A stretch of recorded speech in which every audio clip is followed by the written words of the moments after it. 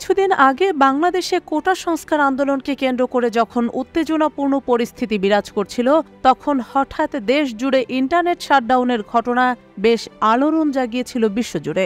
যদিও কোনো আন্দোলনকে কেন্দ্র করে না, তবে এবার পার্শ্ববর্তী দেশ পাকিস্তান জুড়ে ইন্টারনেট ব্যবহারে বাধার মুখে পড়েছেন ব্যবহারকারীরা।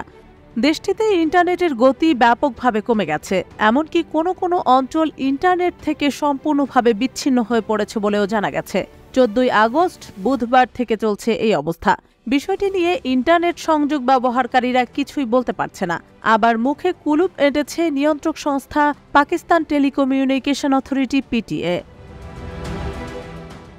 দেশটির সাংবাদিকরা ইন্টারনেট পরিষেবা সংক্রান্ত সরকারি নিয়ন্ত্রক সংস্থা পিটিএ এর সঙ্গে যোগাযোগ করেছিলেন, কিন্তু পিটিএ থেকেও এই ইস্যুতে কোনো বক্তব্য বিবৃতি এখনো পাওয়া যায়নি।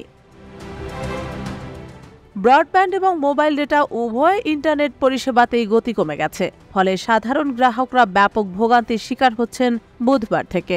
এর ফলে ব্যাপকভাবে বিঘ্নিত হচ্ছে ব্যবসা বাণিজ্য।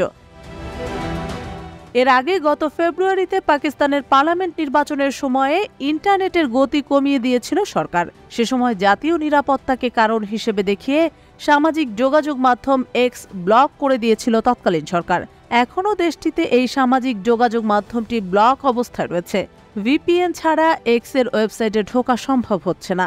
তবে এখন শুধু এক্স নয়, ইন্টারনেটের ধীর গতির কারণে বুধবার থেকে ফেসবুক, হোয়াটসঅ্যাপ এবং ইনস্টাগ্রামও ব্যবহার করতে পারছেন না নেটিজেনরা। অনেক নেটিজেন অভিযোগ করেছেন যে কোনো পোস্ট আপলোড করতে অস্বাভাবিক বেশি সময় লাগছে। সাধারণ ব্যবহারকারীদের পাশাপাশি ব্যাপকভাবে ক্ষতিগ্রস্ত হচ্ছেন অনলাইন উদ্যোক্তা ও ব্যবসায়ীরা।